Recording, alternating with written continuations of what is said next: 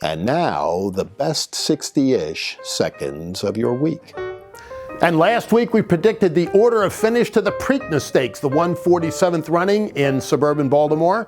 And we were only off by one as early voting took the Black-Eyed Susans and a pretty nice win position.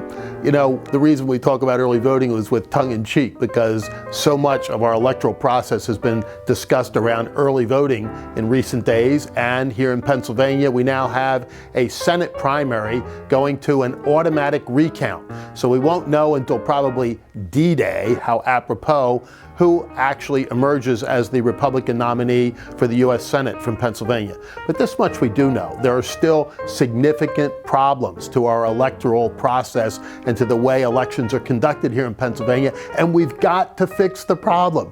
It's hard to imagine why that isn't a bipartisan approach, why both parties don't agree that something needs to be done. Because, as I've said throughout the campaign and continue to say, as I did before I was a candidate, if we can't trust the vote, there simply are no winners. We have to be assured that every vote that's properly cast is properly counted.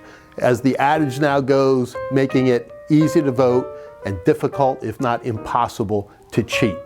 And we are into Memorial Day weekend, the unofficial start of summer, which is always great news to me. A guy who was born and bred for sunshine, and the opening days of semi-official summer are really wonderful to live by and experience. And as we go through the parades and the barbecues and all the fireworks and festivities that go along with the observance of Memorial Day, I hope that we will all remember why we observe Memorial Day. You know, it has its origins here in Pennsylvania, I believe. Some say that it came from Abraham Lincoln in Gettysburg in 1863, but Boalsburg, Pennsylvania, up in Center County, claims that July 4th, 1864 was the true first Memorial Day. They had Decoration Day, where folks laid wreaths and flowers on the graves of Civil War heroes, but then the two world wars came along, and we really replaced honoring our fallen in those conflicts.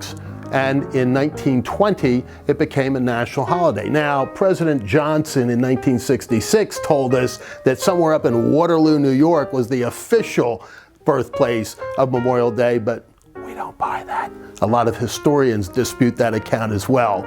But the fact is, on a very, very serious note, it's a very, very somber day, and one which calls for the reflection of every American and the thanks that we owe to those who gave the last full measure of devotion for the protection of our freedoms and way of life.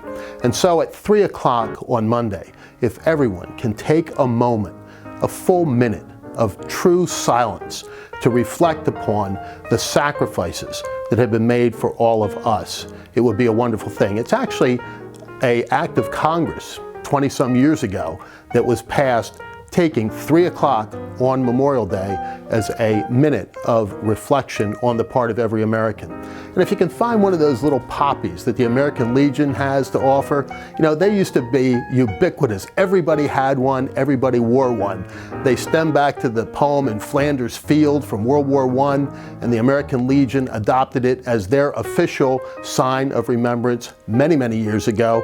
If you can find one, buy one, wear one proudly, and remember that this isn't Veterans Day, it isn't Armed Services Day, which we observed just a couple of weeks ago. This is Memorial Day, the time when we honor those who truly gave everything for our freedoms and for our country. And for that, we are all very thankful, very grateful, and that is the best 60-ish seconds of your week.